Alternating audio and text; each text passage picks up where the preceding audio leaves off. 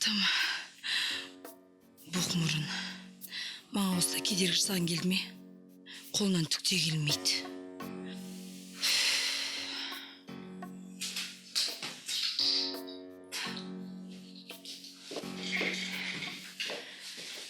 Бұл сөзден басқа фактілеріңіз бар ма?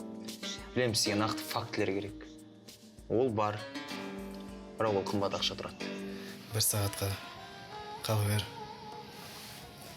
Рахмет, досым. Сен үй шаруасына әбден шаршады ғой деп, саған тосын сүй жасайын деп тұрмын. Рас па? Иә. Қарсыла ғой. Әмин апамыз келді. Өтінем.